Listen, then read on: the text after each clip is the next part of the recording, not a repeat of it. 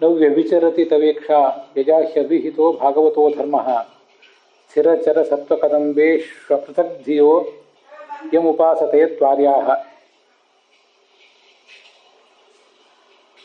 ನನು ಮಾಹಿಭೂತ ಅತಿವ್ಯಾಪ್ತಿ ಯದ್ಭಾಗವತ ಧರ್ಮಸ್ಯ ಅಕ್ಷಯಫಲತ್ವಮುಕ್ತಂ ತತ್ತಾಪದನ್ ಅಸಂಭವತಿ. ಕದಾಚಿತ್ ಕೇನಚಿತ್ ಅನುಷ್ಠಿತೇನ ಭಾಗವತ ಧರ್ಮೇಣ ಅನ್ಯಧರ್ಮೇಣೇವ ಮುಕ್ತೇಃ ಅಜನನೇನ ಫಲಾಂತರ ಜನನೇನ ವಾ ಅಕ್ಷಯಫಲತ್ವಸ್ಯ ವಕ್ತುಂ ಅಶಕ್ಯತ್ವಾತ್. ಈ ಚಿತ್ರಕೇತು ರಾಜ ಆ ಭಗವಂತನನ್ನು ಸ್ತುತಿಸಿದ ಮತ್ತೊಂದು ಶ್ಲೋಕ ಇದೆ. ಭಗವಂತ ತನ್ನ ಶಾಸ್ತ್ರವನ್ನು ರಚಿಸಿ, ಭಾಗವತವನ್ನು ರಚಿಸಿ ಏನೊಂದು ಧರ್ಮವನ್ನು ಬೋಧಿಸಿದ್ದಾನೆ, ಮತ್ತು ಆ ಧರ್ಮಾಚರಣೆಯಿಂದ ಎಂಥ ಮಹಾಫಲ ಸಿಗ್ತದೆ ಅಂತ ಆ ಶಾಸ್ತ್ರದಲ್ಲಿದೆ, ಅದೆಂದೂ ಸುಳ್ಳಾಗದು ಅಂತ ಅವನು ಮಾಡಿದಂಥ ಒಂದು ಪ್ರತಿಜ್ಞೆ ಇದು. ಚಿತ್ರಕೇತು ರಾಜ ಹೇಳಿದ ಸಾಕ್ಷಿ ಇದು. ಹಿಂದೆ ಎಲ್ಲ ಬಂತು, ಭಾಗವತ ಗ್ರಂಥದಲ್ಲಿ ಏನು ತತ್ವಗಳನ್ನು ವರ್ಣನೆ ಮಾಡಿದ್ದಾರೆ ಆ ತತ್ವಗಳು ಬೇರೆ ಗ್ರಂಥದಲ್ಲಿ ಇಲ್ಲ, ಅಂಥ ಲಕ್ಷಣಗಳು ಬೇರೆ ಗ್ರಂಥದಲ್ಲಿ ಇಲ್ಲವೇ ಇಲ್ಲ ಅಂತೆಲ್ಲ ಹಿಂದೆ ಬಂದಿದೆ. ಆದರೆ ಇಲ್ಲದೆ ಹೋದರೂ ಏನು ದೊಡ್ಡ ವಿಷಯ ಅಲ್ಲ. ಆದರೆ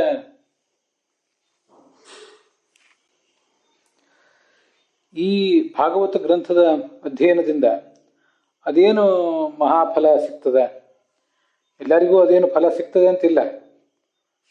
ಧರ್ಮ ಆಚರಿಸಿದವರು ಎಲ್ರಿಗೂ ಏನು ಫಲ ಸಿಕ್ಕಿದೆ? ಕೆಲವೊಮ್ಮೆ ಯಾರಿಗಾದರೂ ಫಲ ಸಿಕ್ಕಿರಬಹುದು, ಇನ್ನು ಕೆಲವು ಬಾರಿ ಸಿಗದೇ ಇರುವ ಸಾಧ್ಯತೆ ಇರ್ತದೆ. ಇದನ್ನು ಆಚರಿಸಿದವರು ಎಲ್ರಿಗೂ ಕೂಡ ಫಲ ಸಿಕ್ಕಿದೆ ಅಂತೇನು ಹೇಳುವಂತಿಲ್ಲಲ್ಲ. ಅದರ ಬಗ್ಗೆ ನಾವು ಹೇಗೆ ತೀರ್ಮಾನ ಮಾಡೋದು? ಆಚರಿಸಿದವರು ಎಲ್ರಿಗೂ ಕೂಡ ಈ ಫಲ ಸಿಕ್ಕಿದೆ ಅಂತ ಕಂಡವ್ರು ಯಾರು? ಅದ್ರ ಬಗ್ಗೆ ಸಾಕ್ಷಿ ಹೇಳುವವರು ಯಾರು? ಮತ್ತು ಈ ಧರ್ಮವನ್ನು ಆಚರಿಸಿದ್ರಿಂದ ಮುಕ್ತಿಯೇ ಎಲ್ರಿಗೂ ಸಿಗದೇ ಇರಬಹುದು, ಸಿಕ್ಕಿದ್ದು ಯಾವುದೋ ಅಲ್ಪ ಫಲವೂ ಆಗಬಹುದು. ಅಂತೂ ಇದು ಮುಕ್ತಿ ಎಂಬ ಮಹಾಫಲವನ್ನೇ ಕೊಡುವಂಥದ್ದು ಅಂತ ನಾವು ಹೇಗೆ ನಂಬಬೇಕು? ಇದು ನಮಗೆಲ್ಲರಿಗೂ ಕೂಡ ಬರುವಂಥ ಒಂದು ಜಿಜ್ಞಾಸೆ. ಅದಕ್ಕೆ ಆ ಚಿತ್ರಕೇತು ರಾಜನೇ ಉತ್ತರ ಕೊಡ್ತಾನೆ. ಭಗವಂತ, ನೀನು ಸರ್ವಜ್ಞ. ನಿನ್ನ ಆ ಸರ್ವತೋಮುಖವಾದಂಥ ಪ್ರಜ್ಞೆಯ ಮೂಲಕ ನೀನು ಎಲ್ಲವನ್ನು ತಿಳಿದುಕೊಂಡು ಈ ಭಾಗವತ ಗ್ರಂಥವನ್ನು ರಚಿಸಿದ್ದಿ. ಮತ್ತು ಅದರಲ್ಲಿ ಭಾಗವತ ಧರ್ಮಾನುಷ್ಠಾನದ ಮೂಲಕ ಮಹಾಫಲ ಸಿಗ್ತದೆ ಅಂತ ವರ್ಣನೆ ಕೂಡ ಮಾಡಿದ್ದೆ. ನಿನ್ನ ಆ ಪ್ರತಿಜ್ಞೆ ಎಂದು ಸುಳ್ಳಾಗೋದಿಲ್ಲ. ಜಗತ್ತಿನಲ್ಲಿ ನಿನ್ನಂಥ ಮಹಾಪುರುಷ, ಒಬ್ಬ ಸರ್ವಜ್ಞ, ಅವನು ಹೇಳಿದ ಮಾತು ಆ ಕಡೆ ಇರಲಿ. ತೀರಾ ಸಾಮಾನ್ಯರಾದವರು ಕೆಲವರು ವಿವೇಕಿಗಳು, ಅವರೇನು ನಿನ್ನಂಥ ದೇವರಲ್ಲದೆ ಇರಬಹುದು, ದೇವತಾ ಪುರುಷರು ಅಲ್ಲದೆ ಇರಬಹುದು. ಅಂತೂ ಒಬ್ಬ ವಿವೇಕಿ, ಆತ ಹೇಳಿದ ಮಾತೇ ಸುಳ್ಳಾಗೋದಿಲ್ಲ. ಹಾಗಿರುವಾಗ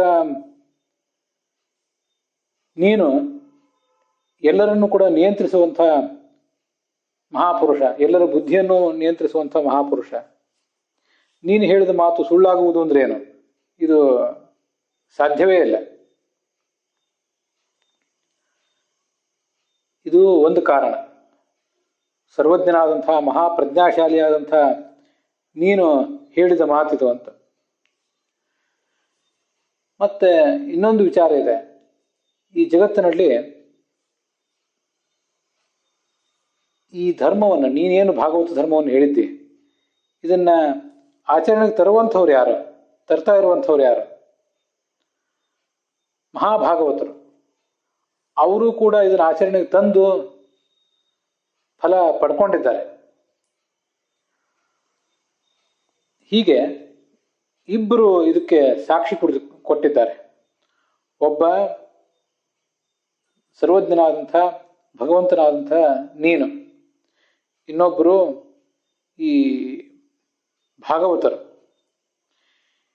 ಇಷ್ಟು ಜನ ಇದಕ್ಕೆ ಸಾಕ್ಷಿ ಕೊಟ್ಟಿರುವಾಗ ಈ ಭಾಗವತ ಧರ್ಮದ ಅನುಷ್ಠಾನದಿಂದ ಫಲ ಇಲ್ಲ ಅಂತ ಹೇಗೆ ಹೇಳೋದು? ಇದಕ್ಕೆ ಸಂಬಂಧಪಟ್ಟಂತೆ ನನಗೊಂದು ಶ್ಲೋಕ ನೆನಪಿಗೆ ಬರ್ತದೆ.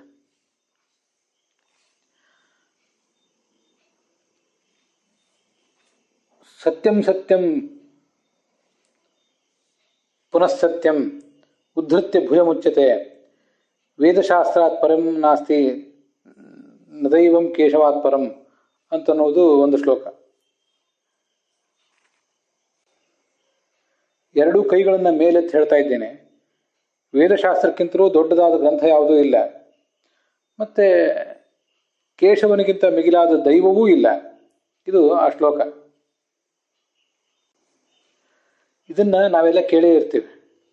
ಇದರಂಥದ್ದು ಇನ್ನೊಂದು ಪ್ರತಿಜ್ಞೆ ಇದೆ. ಊರ್ಧ್ವಬಾಹುರ್ ವಿರವಮೇಶ ನಚ ಕಶ್ಚಿತ್ ಶೃಣೋತಿ ಮೇ ಧರ್ಮಾದ ಅರ್ಥಶ್ಚ ಕಾಮಶ್ಚ ಸಖಿಮರ್ಥಂ ನ ಸೇವ್ಯತೆ ಅಂತ ಆ ಒಂದು ಪ್ರತಿಜ್ಞೆ. ಅದು ಇದು ಸ್ವಯಂ ವ್ಯಾಸರು ಮಾಡಿರುವಂಥ ಪ್ರತಿಜ್ಞೆ. ಊರ್ಧ್ವಬಾಹು ವಿರವಮೆ, ಎರಡೂ ಕೈಗಳನ್ನು ಮೇಲೆತ್ತಿ ನಾನು ವಿರವಮೆ ಜೋರಾಗಿ ಕಿರ್ಚಾಡ್ತಾ ಇದ್ದೇನೆ, ಬಡ್ಕೋತಾ ಇದ್ದೇನೆ ಅಂತ ಅದರ ಅರ್ಥ. ತುಂಬ ನಮ್ಮ ಗ್ರಾಮ್ಯ ಭಾಷೆಯಲ್ಲಿ ಹೇಳುವುದಾದರೆ ಹೊಯ್ಕೋತಾ ಇದ್ದೇನೆ ಅಂತ. ಆದರೆ ನಶ ಕಚ್ಚಿತ್ ಶೃಣೋತಿಮೆ, ಯಾರೂ ಕೂಡ ನನ್ನ ಮಾತು ಕೇಳ್ತಾ ಇಲ್ಲ. ಏನದು ಅಂದರೆ ಧರ್ಮಾದ ಅರ್ಥಶ್ಚ ಕಾಮಶ್ಚ ಸಖಿಮರ್ಥಂ ನ ಸೇವ್ಯತೆ ಅಂತ ಆ ಮಾತು. ಧರ್ಮಾಚರಣೆಯಿಂದಲೇ ಎಲ್ಲ ಫಲವೂ ಸಿಗ್ತದೆ. ಧರ್ಮವೊಂದನ್ನು ನೀವು ಆಚರಿಸಿ ಅರ್ಥ ಕಾಮಗಳೆರಡೂ ಅನಾಯಾಸವಾಗಿ ತಾವೇ ಸಿಗ್ತವೆ. ಹಾಗಿರುವಾಗ ಸ ಕಿಮರ್ಥಂ ನ ಸೇವ್ಯತೆ, ಧರ್ಮಾಚರಣೆಗೆ ಇಷ್ಟೆಲ್ಲ ಫಲ ಇರುವಾಗ ನೀವು ಅದನ್ನು ಆಚರಿಸ್ತಾ ಇಲ್ಲ ಯಾಕೆ? ಇದು ಮಹಾಭಾರತದ ಸ್ವರ್ಗಾರೋಹಣ ಪರ್ವದಲ್ಲಿ ಕೊನೆಗೆ ಬರುವಂಥ ಒಂದು ಮಾತು. ಭಗವಂತ ಮಾಡಿದ ಪ್ರತಿಜ್ಞೆ. ಅದು ಕೇವಲ ಪ್ರತಿಜ್ಞೆ ಅಲ್ಲ, ಎರಡೂ ಕೈಗಳನ್ನು ಮೇಲೆತ್ತಿ ಕಳಕಳಿಯಿಂದ ಈ ಜಗತ್ತಿನ ಉದ್ಧಾರಕ್ಕಾಗಿ ಮಾಡಿದಂಥ ಒಂದು ಘೋಷಣೆ ಅದು. ಮತ್ತೆ ಭಗವಂತ ಹೀಗೊಂದು ಪ್ರತಿಜ್ಞೆಯನ್ನ ತನ್ನ ಪ್ರಜ್ಞೆಯ ಮೂಲಕ ಮಾಡ್ತಾನೆ ಅಂತ ಬಂತಲ್ಲ. ಈ ಧರ್ಮವನ್ನು ನೀವು ಆಚರಿಸಿರಿ, ನಿಮಗೆ ಫಲ ಸಿಗ್ತದೆ ಅಂತ ಅವನು ಹೇಳುವುದೇನಿದೆ ಅಂಥದ್ದು ಭಗವದ್ಗೀತೆಯಲ್ಲೂ ಒಂದೆರಡು ಕಾಣಿಸ್ತದೆ. ಕೌಂತೆಯ ಪ್ರತಿಜಾನೀಹಿ ನಮೇ ಭಕ್ತ ಪ್ರಣಶ್ಯತೆ. ಅರ್ಜುನ, ಇದನ್ನು ತಿಳಿದುಕೋ, ನನ್ನ ಭಕ್ತನೆಂದೂ ಕೂಡ ನಾಶ ಹೊಂದುವುದೇ ಇಲ್ಲ. ಭಕ್ತ ಜನರ ಎದುರಿಗೆ ಹೋಗಿ ಯಾರು ಭಾಗವತ ಧರ್ಮವನ್ನು ಆಚರಿಸಲಿಕ್ಕೆ ಹಿಂಜರಿತಾ ಇದ್ದಾರೆ, ಧರ್ಮವನ್ನು ಅರಿತು ನಡೀಲಿಕ್ಕೆ ಯಾರಿಗೆ ಇನ್ನೂ ಗೊಂದಲ ಇದೆ, ಅಂಥವ್ರ ಎದುರಿಗೆ ಇದನ್ನು ಹೋಗಿ ಹೇಳು. ನಮೇ ಭಕ್ತ ಪ್ರಣಶ್ಯತೆ, ಧರ್ಮವನ್ನು ಆಚರಿಸಲಿಕ್ಕೆ ನೀವು ಯಾರೂ ಹಿಂಜರಿಬೇಡಿ. ಯಾಕಂದರೆ ಭಗವಂತನ ಭಕ್ತರು ಯಾರೂ ಕೂಡ ಯಾವತ್ತೂ ನಾಶ ಹೊಂದಿಲ್ಲ. ಭಗವಂತನ ಭಕ್ತರಿಗೆ ಯಾವುದೇ ರೀತಿಯಾದ ನುಕ್ಸಾನು ಅನ್ನುವುದು ಕೂಡ ಇಲ್ಲ. ಇದನ್ನ ಅರ್ಜುನ ಜನರ ಎದುರಿಗೆ ಹೋಗಿ ಹೇಳಬೇಕು ಅಂತ ಕೃಷ್ಣ ಅಪೇಕ್ಷೆ ಪಡ್ತಾನೆ. ಭಗವಂತನ ಭಕ್ತರು ಎಂದೂ ಹಾಳಾಗೋದಿಲ್ಲ ಅಂತ ಅನ್ನೋದಕ್ಕೆ ನಾನೇ ಸಾಕ್ಷಿಯಾಗಿದ್ದೇನೆ ಅರ್ಜುನ. ಈಗ ಅರ್ಜುನ ಜನರ ಎದುರಿಗೆ ಹೇಳಬೇಕಾಗಿದೆ. ಹೀಗೆ ಭಗವಂತ ಬೇರೆ ಬೇರೆ ಕಡೆ ಪ್ರತಿಜ್ಞೆಗಳನ್ನು ಮಾಡಿದ್ದಾನೆ. ಇಲ್ಲಿಯೂ ಕೂಡ ಭಗವಂತ ಇಲ್ಲಿ ಪ್ರತಿಜ್ಞೆ ಮಾಡದೆ ಹೋದರೂ ಕೂಡ ಚಿತ್ರಕೇತು ರಾಜ ಆ ಭಗವಂತನನ್ನ ತನ್ನ ಸನ್ನಿಧಾನದಲ್ಲಿ ಇಟ್ಕೊಂಡು ಹೀಗೊಂದು ಪ್ರತಿಜ್ಞೆ ಮಾಡ್ತಾ ಇದ್ದಾನೆ. ಭಗವಂತನ ಎದುರಿಗೆ ಅವನನ್ನು ಸ್ತುತಿಸಿ ಆ ಭಗವಂತನ ಪ್ರಜ್ಞೆ ಅಂಥದ್ದು ಮತ್ತು ಅದನ್ನು ನಂಬಿದವನು ಎಂದೂ ನಾಶ ಆಗೋದಿಲ್ಲ ಎಂಥದ್ದು ಅನ್ನೋದನ್ನೆಲ್ಲ ಪ್ರತಿಜ್ಞೆ ಮೂಲಕ ತೋರಿಸ್ತಾ ಇದ್ದಾನೆ.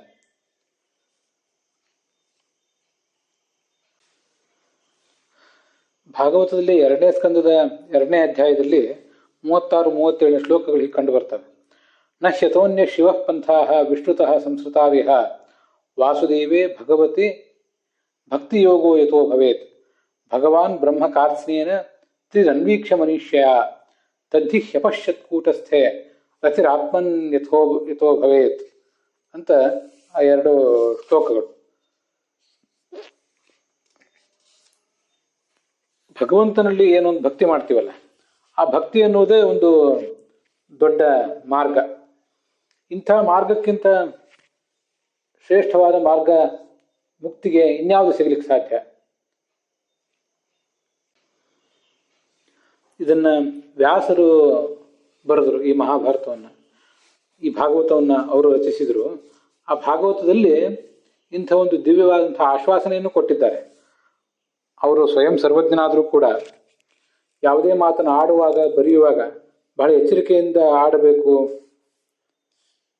ಅದರ ಪರಿಣಾಮವನ್ನು ಜಗತ್ತೆಲ್ಲ ಗಮನಿಸ್ತಾ ಇರ್ತದೆ ಅನ್ನೋ ದೃಷ್ಟಿಯಿಂದ ತ್ರಿರನ್ವೀಕ್ಷ ಮನೀಷಯ, ತಮ್ಮ ಬುದ್ಧಿಯಿಂದ 3 ಬಾರಿ ಅದನ್ನು ಆಲೋಚಿಸಿ ಆಮೇಲೆ ಬರೆದರು ಅಂತ ಕಂಡು ಬರ್ತದೆ.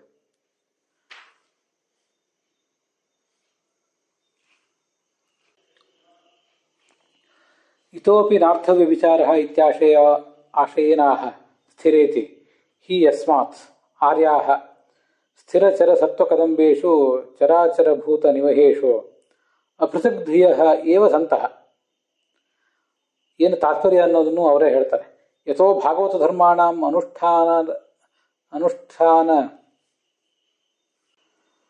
ರತಾಃ ಚೇತನಾಃ ಚೇತನಗಣಸ್ಥಿತಂ ಶ್ರೀಹರಿಂ ಮನಸಾ ಮಾನಯಂತಹ ಕ್ರಿಯಮಾಣಂ ತತ್ಪೂಜಾರ್ಥಮಸ್ತು ಇತ್ಯನುಸಂಧಾನಾಃ ಏವ ಅನುತಿಷ್ಠಂತೆ.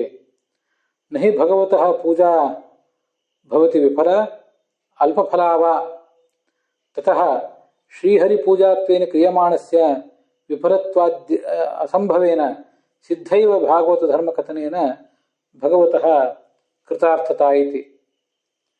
ಈ ಭಾಗವತ ಗ್ರಂಥದಲ್ಲಿ ಭಾಗವತ ಧರ್ಮಗಳನ್ನು ವರ್ಣಿಸಿದ್ದಾರಲ್ಲ,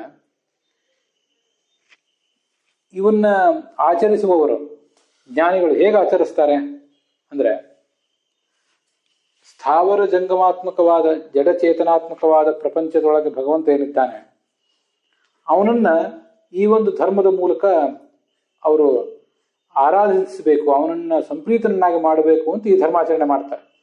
ಅವನ ಪೂಜೆ ಇದು ಅಂತ ಅವ್ರು ಭಾವಿಸ್ತಾರೆ. ಇಂಥ ಭಗವಂತನ ಪೂಜೆ ಎಂದೂ ನಿಷ್ಫಲವಾಗಲಿಕ್ಕೆ ಸಾಧ್ಯ ಇಲ್ಲ. ಜಗತ್ತಿನಲ್ಲಿ ನಾವು ಯಾರ್ಯಾರನ್ನೋ ಆರಾಧಿಸಲಿಕ್ಕೆ ಅಂತ ಪ್ರಯತ್ನ ಪಡ್ತೇವೆ. ಅವರ ಆರಾಧನೆಯಿಂದ ಕದಾಚಿತ್ ಫಲ ಸಿಗಬಹುದು, ಕದಾಚಿತ್ ಸಿಗದೇ ಇರಬಹುದು. ಮತ್ತೆ ಕೆಲವು ಬಾರಿ ನಾವು ಬಯಸಿದಷ್ಟು ಫಲ ಸಿಗದೇನೂ ಇರಬಹುದು.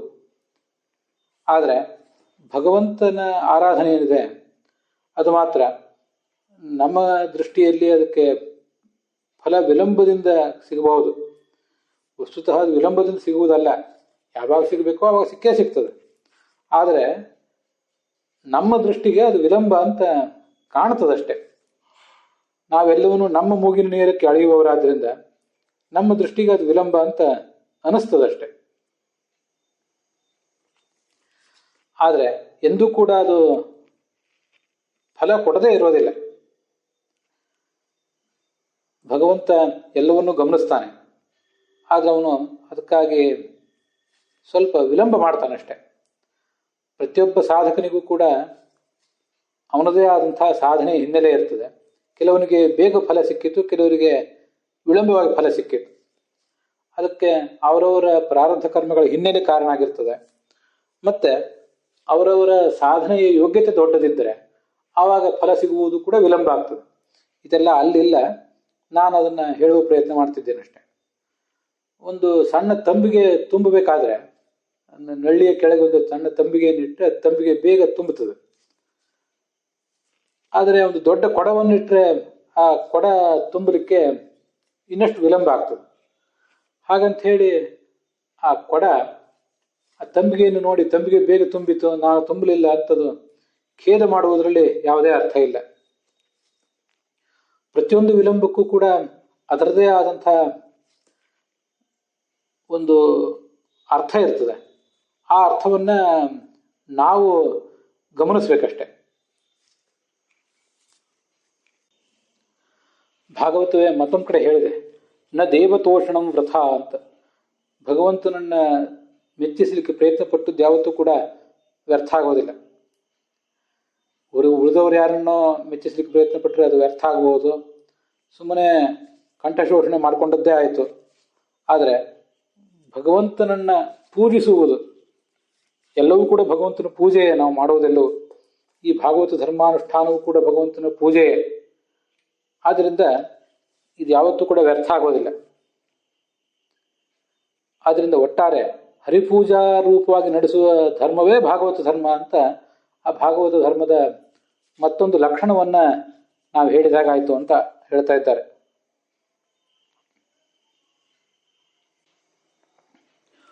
ಪುಸ್ತಕವನ್ನು ಎದುರಿಗಿಟ್ಟುಕೊಂಡು ಗಮನಿಸುವಂಥವರು ಇದನ್ನೊಂದನ್ನು ಗಮನಿಸಬೇಕು.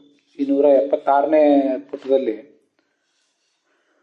ಧರ್ಮಂತು ಸಾಕ್ಷಾತ್ ಭಗವತ್ ಪ್ರಣೀತಂ ಅಂತ ಮೊದಲನೇ ಲಕ್ಷಣ ಇದೆ. ಮೋಕ್ಷ ಸಾಧನೆಗಾಗಿ ಭಗವಂತ ಹೇಳಿದ್ದು ಈ ಭಾಗವತ ಧರ್ಮ, ಅದರ ಪ್ರಧಾನ ಲಕ್ಷಣ ಹೇಳಿದ್ರಿ. ಆದರೆ ಈ ಕರ್ಮ ನಮಗೆ ಮೋಚಕ ಆಗೋದು ಹೇಗೆ? ಕರ್ಮದ ಲಕ್ಷಣ ನಮ್ಮನ್ನು ಬಂಧಿಸಿಡುವುದೇ ಅದರ ಲಕ್ಷಣ. ಹಾಗಿರುವಾಗ ಅದು ನಮ್ಮನ್ನು ಮುಕ್ತರನ್ನಾಗಿ ಮಾಡುವುದು ಹೇಗೆ ಅಂತ ಒಂದು ಜಿಜ್ಞಾಸೆಯನ್ನು ಇಲ್ಲಿ ಮಾಡಿದ್ದಾರೆ. ಇದು 176ನೇ ಪುಟದಲ್ಲಿ ಕೊನೆಯ ಒಂದು ಪ್ಯಾರಾಗ್ರಾಫು ಮತ್ತು 177ನೇ ಪುಟದಲ್ಲಿ ಪೂರ್ಣವಾಗಿದೆ. ಇದು ನಾವೀಗ ನೋಡ್ತಾ ಇರುವಂತಹ ಈ ಶ್ಲೋಕ 242ನೇ ಶ್ಲೋಕಕ್ಕಿದು ಸಂಬಂಧಿಸಿದ್ದಲ್ಲ. ಇದು ಮುಂದೆ ಬರುವಂತಹ 243ನೇ ಶ್ಲೋಕಕ್ಕೆ ಯತ್ಪಾದ ಪಂಕಜ ರಜ ಶಿರಸಾ ವಿಭರ್ತಿ ಅನ್ನುವ ಆ ಶ್ಲೋಕಕ್ಕೆ ಸಂಬಂಧಪಟ್ಟದ್ದು. ಅಲ್ಲಿ ಮುಂದೆ ವಿಷ್ಣು ತೀರ್ಥಾಚಾರ್ಯರು ಕಥಂ ಬಂಧಕ ಸ್ವಭಾವಸ್ಯ ಕರ್ಮಣಃ ಅಪವರ್ಗ ಹೇತುತ್ವಂ ಅಂತ ಪ್ರಶ್ನೆ ಮಾಡಿಕೊಂಡು ಅದಕ್ಕೆ ಉತ್ತರವನ್ನೆಲ್ಲ ಕೊಟ್ಟಿದ್ದಾರೆ. ಅದರಿಂದ ಅಲ್ಲಿ ಬಂದಿರುವ ಅನುವಾದ, ಹಿಂದಿನ ಶ್ಲೋಕದಲ್ಲಿ ಬಂದಿರುವ ಅನುವಾದ, ಆ ಒಂದಿಷ್ಟು ಅನುವಾದದ ಒಂದು ಭಾಗ ಅದು 243ನೇ ಶ್ಲೋಕಕ್ಕೆ ಸಂಬಂಧಪಟ್ಟದ್ದಾಗಬೇಕು. ಹಾಗಾಗಿ ನಾವೀಗ ಆ 243ನೇ ಶ್ಲೋಕವನ್ನೇ ನೋಡಿ ಅದಕ್ಕೆ ಸಂಬಂಧಪಟ್ಟಂತೆ ಏನು ವಿಷ್ಣು ತೀರ್ಥಾಚಾರ್ಯ ಹೇಳಿದ್ದಾರೆ ಅಂತ ಅನ್ನೋದನ್ನ ಗಮನಿಸೋಣ. ಯತ್ಪಾದ ಪಂಕಜರದ ಶಿರಸಾ ವಿಭರ್ತಿ ಶ್ರೀರಬ್ಜಶ್ಚ ಗಿರಿಶಃ ಸಹ ಲೋಕಪಾಲೈ ಲೀಲಾತನೂ ಸ್ವಕೃತ ಸೇತು ಪರೀಪ್ಸಯಾಯ ಕಾಲೇ ದಧತ್ಸ ಭಗವಾನ್ ಸ್ವಕೃತೇನ ತುಷ್ಯೇತ್ ಅಂತ ಈ 243ನೇ ಶ್ಲೋಕ. ಇದು ಭಾಗವತದ 10ನೇ ಸ್ಕಂದದಲ್ಲಿ 62ನೇ ಅಧ್ಯಾಯದಲ್ಲಿ 42ನೇ ಶ್ಲೋಕ ಇದು. ಕೋಸಲ ದೇಶದ ರಾಜ ನಗ್ನಜಿತ್ ತನ್ನ ಮಗಳು ನೀಲಾದೇವಿಯನ್ನ ಭಗವಂತನಿಗೆ ಕೃಷ್ಣನಿಗೆ ಮದುವೆ ಮಾಡಿಕೊಡ್ತಾನೆ. ಆ ಒಂದು ಸಂದರ್ಭದಲ್ಲಿ ಸ್ವಯಂವರದಲ್ಲಿ ಕೃಷ್ಣನಿಗೆ ಅವನು ಹೇಳುವಂತಹ ಮಾತಿದು, ನಿನ್ನ ಪಾದ ಕಮಲದ ಧೂಳನ್ನ ಲಕ್ಷ್ಮೀ ಬ್ರಹ್ಮರುದ್ರರು ಲೋಕಪಾಲರೆಲ್ಲರೂ ಕೂಡ ತಲೆಯಲ್ಲಿ ಧರಿಸ್ತಾರೆ. ಅರ್ಥಾತ್ ನಿನ್ನ ಪಾದ ಕಮಲಗಳಿಗೆ ಅವರೆಲ್ಲರೂ ಕೂಡ ಎರಗುತ್ತಾರೆ, ಪದೇ ಪದೇ ಎರಗಿ ನಿನ್ನನ್ನ ಸ್ತುತಿಸ್ತಾರೆ.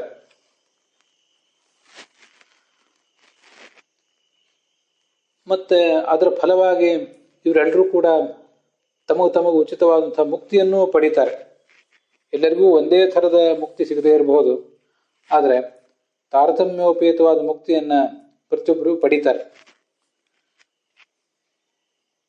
ನಿನಗೆ ಯಾವುದೇ ಪ್ರಾರಬ್ಧ ಕರ್ಮ ಇಲ್ಲ, ಹಾಗಾದ್ರೆ ನೀನ್ಯಾಕೆ ಈ ಭೂಲೋಕಕ್ಕೆ ಬಂದಿದ್ದಿ?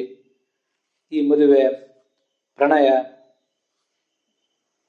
ಯುದ್ಧ, ಶಿಷ್ಟ ರಕ್ಷಣ, ದುಷ್ಟ ಶಿಕ್ಷಣ ಮೊದಲಾದ ಲೀಲೆಗಳಲ್ಲಿ ಯಾಕೆ ಪಾಲ್ಗೊಳ್ತಾ ಇದ್ದಿ? ಇದು ನಮಗೆ ಬರಬಹುದಾದಂತಹ ಒಂದು ಜಿಜ್ಞಾಸೆ. ಅದಕ್ಕೆ ಈ ಉತ್ತರ, ಜಗತ್ತಿಗೊಂದು ನಿಯಮ ಧರ್ಮ ನೀನು ಹಾಕಿಕೊಟ್ಟಿದ್ದಿ. ಆ ಧರ್ಮಗಳೆಲ್ಲ ಚೆನ್ನಾಗಿ ಪಾಲಿತ ಆಗಬೇಕು. ಅದು ಹಾಗೆ ಪಾಲಿತ ಆಗಬೇಕಾದ್ರೆ ನೀನು ಈ ಜಗತ್ತಿಗೆ ಇಳಿದು ಬಂದು ಆ ಧರ್ಮಗಳನ್ನು ಆಚರಿಸಿ ನಡೆದು ನುಡಿದು ತೋರಿಸ್ಬೇಕು. ನೀನೆಲ್ಲೋ ವೈಕುಂಠ ಲೋಕದಲ್ಲಿದ್ದಿ, ಮತ್ತೆ ಅಲ್ಲಿಯೇ ಧರ್ಮಗಳನ್ನು ಬೋಧಿಸಿದ್ದಿ, ಹಯಗ್ರೀವ, ನಾರಾಯಣ ಇತ್ಯಾದಿ ರೂಪಗಳಿಂದ. ಅವುಗಳನ್ನ ನಾವು ಅರಿತುಕೊಳ್ಬೇಕು ಅಂದ್ರೆ ಅದು ಹೇಗೆ ಅರಿತುಕೊಳ್ಳಿಕ್ಕೆ ಸಾಧ್ಯ? ನೀನು ಅದನ್ನ ನುಡಿದವನು ನಡೆದು ಕೂಡ ತೋರಿಸಿದ್ರೆ ನಮ್ಗೆ ಅರ್ಥ ಆಗ್ತದೆ. ಹಿಂದೆ ಅದು ಬಂದಿದೆ, ತತ್ರ ಭಾಗವತಾನ್ ಶಿಕ್ಷೇತ್, ತತ್ರ ಭಾಗವತಾಂ ಧರ್ಮಾನ್ ಶಿಕ್ಷೇತ್ ಗುರುವಾತ್ಮ ದೈವತಃ ಅಂತ. ಗುರುವಿನ ಮೂಲಕ ಭಾಗವತ ಧರ್ಮಗಳನ್ನು ಕಲಿಯಬೇಕು ಅಂತ ಬಂದಿದೆ. ಮತ್ತೆ ಮಹಾಜನೋ ಏನ ಗತಸ್ಸ ಪಂಥಾಃ ತರ್ಕೋ ಪ್ರತಿಷ್ಠಃ ಶ್ರುತಯೋ ವಿಭಿನ್ನಾಃ ನೈಕೋ ಋಷಿರ್ಯಸ್ಯ ವಚಃ ಪ್ರಮಾಣಂ. ತರ್ಕಕ್ಕೆ ಅದರದೇ ಆದ ನೆಲೆ ಇಲ್ಲ. ಅದು ಸತ್ಯವನ್ನು ಹೇಳ್ಬೋದು, ಅಸತ್ಯವನ್ನು ಹೇಳ್ಬೋದು. ಶಾಸ್ತ್ರಗಳನ್ನು ಗಮನಿಸೋಣ ಅಂದರೆ ಶಾಸ್ತ್ರಗಳು ಒಂದೊಂದು ಶಾಸ್ತ್ರವು ಒಂದೊಂದು ಥರ ಹೇಳ್ತವೆ.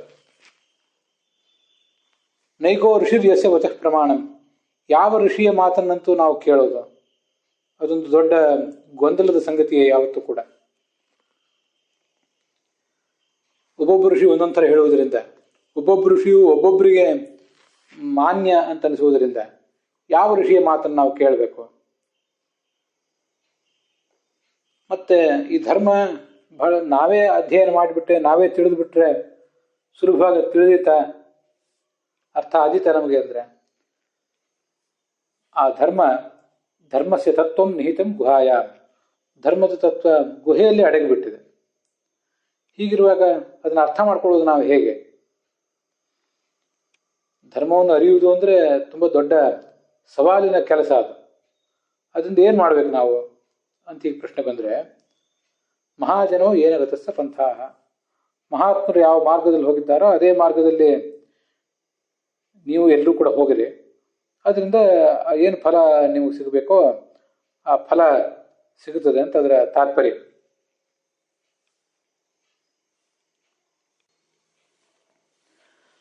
ಈ ಜಗತ್ತಿನಲ್ಲಿ ಅತ್ಯಂತ ದೊಡ್ಡ ಮಹಾಜನ ಅಂದರೆ ಯಾರು? ಭಗವಂತನಂಥ ಮಹಾಜನ ನಮಗಿಲ್ಲಿ ಮತ್ತಾರು ಸಿಗ್ಲಿಕ್ಕೆ ಸಾಧ್ಯ. ಅದರಿಂದ ಜನರ ನಂಬಿಕೆಗಾಗಿ ಧರ್ಮಗಳನ್ನು ಆಚರಿಸಿದವನು ಖಂಡಿತವಾಗಿಯೂ ಸುಖವನ್ನು ಪಡೆದೇ ಪಡಿತಾನೆ, ಅವನಿಗೆಂದೂ ದುಃಖ ಆಗೋದಿಲ್ಲ ಅಂತ ಜನರಿಗೆ ನಂಬಿಕೆ ಒಂದು ಮೂಡಬೇಕಾಗಿದೆ. ಆ ನಂಬಿಕೆಯನ್ನು ಮೂಡಿಸ್ಲಿಕ್ಕಾಗಿ ನೀನು ಅನೇಕ ದೇವತೆಗಳ ಜೊತೆಗೂಡಿ ರಾಮ ಕೃಷ್ಣ ಮೊದಲಾದ ರೂಪಗಳಿಂದ ಈ ಜಗತ್ತಿನಲ್ಲಿ ಅವತರಿಸ್ತೀವಿ. ಹೀಗೆ ಅವತರಿಸಿದಾಗ ಭಗವಂತನಾದ ನಿನ್ನ ಮತ್ತು ಭಾಗವತರಾದಂಥ ದೇವತೆಗಳ ಋಷಿಗಳ ಆಚರಣವನ್ನು ಗಮನಿಸಿ ನಮ್ಮಂಥ ಸಾಮಾನ್ಯರು ಧರ್ಮ ಅದೆಷ್ಟೇ ಗಹನ ಆಗಿದ್ರೂ ಕೂಡ ಅದನ್ನು ಒಂದು ತಕ್ಕ ಮಟ್ಟಿಗಾದರೂ ಆಚರಿಸಲಿಕ್ಕೆ ಸಫಲರಾಗ್ತಾರೆ. ಆದ್ದರಿಂದ ಆ ನಿಯಮಗಳ ಪಾಲನೆಗಾಗಿಯೇ ಈ ಜಗತ್ತಿಗೆ ನೀನು ಇಳಿದು ಬರ್ತೀಯ ಅಂತಾನೆ ಆ ಕೋಸಲ ದೇಶದ ರಾಜ ಕೃಷ್ಣನಿಗೆ.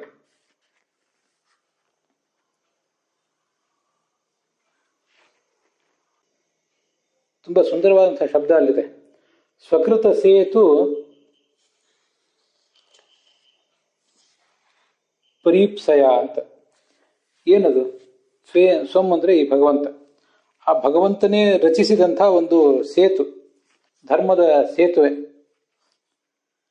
ಸೇತು ಅಂದರೆ ಮರ್ಯಾದೆ ಅಂತಲೂ ಅರ್ಥ. ಹೌದು, ಸೇತುವೆ ಅಂತಲೂ ಇಟ್ಕೊಳ್ಳೋಣ. ಯಾಕೆಂದರೆ ಈ ಸಂಸಾರ ಅನ್ನುವ ನದಿಯನ್ನು ನಾವು ದಾಟಬೇಕಾಗಿರುವುದು ಧರ್ಮವೆಂಬ ಸೇತುವಿನ ಮೂಲಕವೇ. ಆದ್ರಿಂದ ಸ್ವಕೃತ ಸೇತು, ಭಗವಂತನೇ ನೀನೇ ಸೇತು ಕಟ್ಟಿದ್ದೆ, ಅದರಿಂದ ನೀನೇ ಸೇತುರಾಮ ಅಂತ ಕರೆಸ್ಕೊಂಡಿದ್ದೆ. ಧರ್ಮ ಮಾರ್ಗ ಅದರ ರಿರಕ್ಷಯ, ಅದನ್ನು ರಕ್ಷಿಸಲಿಕ್ಕಾಗಿ ನೀನು ಈ ಜಗತ್ತಿನಲ್ಲಿ ಯಾವತ್ತೂ ಕೂಡ ಅವತಾರ ಮಾಡಿ ಬರ್ತಿ. ಅಧರ್ಮ ಹೆಚ್ಚಾದಾಗ ಆ ಅಧರ್ಮವನ್ನು ಮೆಟ್ಟಿ ನಿಲ್ಲಲಿಕ್ಕಾಗಿ, ಧರ್ಮವನ್ನು ಎತ್ತಿ ಹಿಡಿಯಲಿಕ್ಕಾಗಿ ನೀನೇ ಬರ್ತಿ. ಮತ್ತು ನಾವೆಲ್ಲ ಅನೇಕ ಜನ ಏನಿದ್ದೇವೆ, ಗುರು ಹಿರಿಯರು, ತಂದೆ ತಾಯಿ ಮೊದಲಾದವರು, ಅವರೆಲ್ಲ ನಿನಗೆ ವಿಗ್ರಹ ಇದ್ದಂತೆ. ನಮ್ಮ ಪ್ರತೀಕದಲ್ಲಿ ನೀನು ಈ ಜಗತ್ತಿನಲ್ಲಿ ಕಾಣಿಸ್ಕೋತಿ. ನೀನು ಕೃಷ್ಣಾದಿ ರೂಪಗಳಿಂದ ಪ್ರತ್ಯೇಕವಾಗಿ ಅವತಾರ ಮಾಡಿರುವುದಲ್ಲದೆ ನಮ್ಮೆಲ್ಲರಲ್ಲೂ ಕೂಡ ಸನ್ನಿಹಿತನಾಗಿದ್ದು ಲೀಲೆಯಿಂದ ನಮಗೆ ಜನಸಾಮಾನ್ಯರು ಏನು ಗೌರವ ಕೊಡ್ತಾರೆ, ದೇವತೆಗಳಿಗೆ, ಋಷಿಗಳಿಗೆ, ಪಿತೃಗಳಿಗೆ, ಚಕ್ರವರ್ತಿಗಳಿಗೆ, ಮತ್ತೆ ಗುರು ಹಿರಿಯರಿಗೆ, ಯಾರಿಗೇ ಆಗಲಿ, ಚಿಕ್ಕವರು ದೊಡ್ಡವರಿಗೆ ಏನು ಗೌರವ ಕೊಡ್ತಾರೆ, ಅದು ಅಲ್ಲಿ ನಡೆಯುವುದೆಲ್ಲವೂ ಭಗವಂತನ ಪೂಜೆಯೇ. ನೀನು ಆಯಾ ಪ್ರತೀಕಗಳಲ್ಲಿ ಇರ್ತೀವಿ. ತಂದೆ ತಾಯಿ, ಗುರು ಹಿರಿಯರು ಮೊದಲಾದ ಪ್ರತೀಕಗಳಲ್ಲಿ ನೀನು ಇರ್ತೀಯ ಅಷ್ಟೆ. ನೀನೇ ನಿನ್ನ ಪೂಜೆಯನ್ನು ಮಾಡ್ಕೋತಿ. ಮತ್ತೆ ನಮ್ಮಿಂದಲೂ ಕೂಡ ಆ ಪೂಜೆಯನ್ನು ನೀನೇ ಮಾಡಿಸ್ತಿ. ಹೀಗೆ ನಾನು ಮಾಡುವ ಪೂಜೆಯಿಂದ ನೀನು ಸಂತುಷ್ಟನಾಗಬೇಕು ಅಂತಲ್ಲ, ವಸ್ತುತಃ ನೀನೇ ಮಾಡುವ ಪೂಜೆಯಿಂದಲೇ ನೀನು ಸಂತುಷ್ಟನಾಗಬೇಕು. ಇದು ತುಂಬ ಉದ್ಬೋಧಕವಾಗಿದೆ. ನಾವೇನೋ ಭಗವಂತನನ್ನು ಪೂಜಿಸ್ತೀವಿ, ನಮ್ಮ ಪೂಜೆಯನ್ನು ಸ್ವೀಕಾರ ಮಾಡಿ ಭಾರತೀಯ ರಮಣ ಮುಖ್ಯ ಪ್ರಾಣಾಂತರ್ಗತ ಲಕ್ಷ್ಮೀನಾರಾಯಣ ಪ್ರೇರಣೆ ಲಕ್ಷ್ಮೀನಾರಾಯಣ ಪ್ರೀತ್ಯರ್ಥಂ ಅಂತ ಸಂಕಲ್ಪ ಮಾಡಿ ಆ ಭಗವಂತನ ಪ್ರೀತಿಗಾಗಿ ನಾನು ಈ ಕರ್ಮವನ್ನು ಮಾಡ್ತೇವೆ ಅಂತ ನಾವು ಸಂಕಲ್ಪ ಮಾಡ್ತೇವೆ ಅಂತ ನಾವು ಕರ್ಮವನ್ನು ಪ್ರಾರಂಭಿಸ್ತೇವಲ್ಲ, ವಸ್ತುತಃ ನಾವು ಮಾಡುವ ಕರ್ಮದಿಂದ ಆ ಭಗವಂತ ಪ್ರೀತನಾಗ್ತಾನ? ನಾವು ಮಾಡುವ ಕರ್ಮ ಅವನ ಪ್ರೇರಣೆಯಿಂದ ಆದದ್ದು ಅಂತನ್ನೋದು ಸರಿಯೇ, ಅದ್ರ ಬಗ್ಗೆ ಏನು ವಿವಾದ ಇಲ್ಲ. ಆದರೆ ನಾವು ಮಾಡುವ ಕರ್ಮದಿಂದ ಅವನು ಪ್ರೀತನಾಗ್ತಾನ? ಈ ಶ್ಲೋಕವನ್ನು ನೋಡಿದರೆ ನಮ್ಮನ್ನು ಪ್ರತೀಕವನ್ನಾಗಿ ಮಾಡಿಕೊಂಡು ತನ್ನ ಪೂಜೆಯನ್ನು ತಾನೇ ಮಾಡ್ಕೋತಾನೆ. ನಿಶುಸೀತ ಗಣಪತೆ ಗಣೇಶು ತ್ವಾಮ ಹುರ್ವಿಪ್ರಥಮಂ ಕವೀನಾಂ ನ ರತೆ ತತ್ಕ್ರಿಯತೆ ಕಿಂಚನಾರೇ ಮಹಾಮರ್ಕಂ ಮಘವನ್ ಚಿತ್ರಮರ್ಚ ಅಂತ ಶ್ಲೋಕ ಇದೆಯಲ್ಲ, ಆ ಶ್ಲೋಕನೂ ಕೂಡ ಹೀಗೆ ಹೇಳ್ತದೆ. ಮಘವನ್ ಚಿತ್ರಮರ್ಚ, ಭಗವಂತನೇ ನಿನ್ನ ಪೂಜೆಯನ್ನು ನೀನೇ ಚಿತ್ರಂ ನಾನಾ ರೀತಿಯಿಂದ. ನಮ್ಮಂಥವ್ರು ಎಷ್ಟು ಪೂಜೆ ಮಾಡಿಯವು, ಒಂದು ಸ್ವಲ್ಪ ಏನೋ ಪೂಜೆ ಮಾಡಿದಂತೆ ಮಾಡ್ತೀವಿ. ನಮ್ಮ ಪೂಜೆಯಲ್ಲಿ ವೈವಿಧ್ಯ ಇರೋದಿಲ್ಲ. ಅನೇಕ ಮಂತ್ರ ತಂತ್ರಗಳ ವೇದಶಾಸ್ತ್ರಗಳ ಅನುಸಂಧಾನ ಅಲ್ಲಿ ಸರಿಯಾಗಿರೋದಿಲ್ಲ, ತಂತ್ರವೂ ಪೂರ್ಣವಾಗಿರೋದಿಲ್ಲ. ಆದ್ದರಿಂದ ನಮ್ಮ ಪೂಜೆ ಚಿತ್ರ ಅಲ್ಲ, ಇದು ತುಂಬ ಏಕತಾನತೆಯಿಂದ ಕೂಡಿದ್ದು. ಬೇಗ ಯಾವಾಗ ಈ ಪೂಜೆಯನ್ನು ಮುಗಿಸಿ ಮತ್ತೆ ಮುಂದಿನ ಕೆಲಸಕ್ಕೆ ನಾನು ಹೋಗಿ ಏನು ಅಂತ ಅವಸರದಿಂದ ಕೂಡಿದ ಪೂಜೆ ಇದು.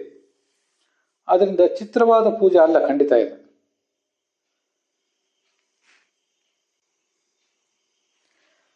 ನಮ್ಮ ಪೂಜೆಯನ್ನು ವಿಚಿತ್ರವಾದ ಪೂಜೆ ಅಂತ ಹೇಳ್ಬೋದು. ಯಾಕಂದ್ರೆ ಸರಿಯಾದ ಪೂಜೆ ಅಲ್ಲ, ಅದರಿಂದ ಇದು ವಿಚಿತ್ರವಾದ ಪೂಜೆ. ವಿಚಿತ್ರ ಅಂದ್ರೂ ಚಿತ್ರ ಅಂದ್ರೂ ಅರ್ಥ ಒಂದೇ ಸಂಸ್ಕೃತದಲ್ಲಿ. ಆದರೆ ಕನ್ನಡದಲ್ಲಿ ವಿಚಿತ್ರ ಅಂತ ಅನ್ನೋದನ್ನ ಅಷ್ಟು ಉಚಿತ ಅಲ್ಲದೆ ಇದ್ದದ್ದು. ಇದೇನು ವಿಚಿತ್ರವಾಗಿ ವರ್ತಿಸ್ತಾ ಇದ್ದಾನಲ್ಲ ಈ ವ್ಯಕ್ತಿ, ಅಂದ್ರೆ ಹೇಗೆ ವರ್ತಿಸ್ಬೇಕೋ ಹಾಗೆ ವರ್ತಿಸ್ತಾ ಇಲ್ಲ, ವಿಚಿತ್ರವಾಗಿ ವರ್ತಿಸ್ತಾ ಇದ್ದಾನೆ ಅಂತ ಅದರ ತಾತ್ಪರ್ಯ ಆಗ್ತದೆ. ಹಾಗಾಗಿ ವಿಚಿತ್ರ ಅಂದ್ರೆ ಅಷ್ಟೇನು ಉಚಿತ ಅಲ್ಲದೆ ಇದ್ದದ್ದು ಅಂತ ಅರ್ಥ. ಹಾಗಾಗಿ ನಾವು ಮಾಡುವ ಪೂಜೆ ಇದು ವಿಚಿತ್ರವಾದ ಪೂಜೆ, ಇದು ಅಷ್ಟೇನು ಉಚಿತವಲ್ಲದ ಪೂಜೆ. ಆದರೆ ಭಗವಂತ ಮಾಡುವ ಪೂಜೆನೇ ನಿಜವಾಗಿ ಚಿತ್ರವಾದ ಪೂಜೆ. ಆ ಪೂಜೆಯಿಂದ ನೀನೇ ಸಂತುಷ್ಟನಾಗಬೇಕು.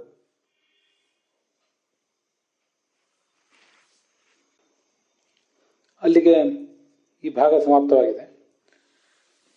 ಇಲ್ಲಿ ಮುಂದೆ ವಿಷ್ಣು ತೀರ್ಥಾಚಾರ್ಯರ ವ್ಯಾಖ್ಯಾನಕ್ಕನುಸಾರವಾಗಿ ನಾವೇನು ವಿವರಗಳನ್ನು ನೋಡಬೇಕಾಗಿದೆ, ಆ ವಿವರಗಳನ್ನು ಮುಂದಿನ ಭಾಗದಲ್ಲಿ ನೋಡೋಣ.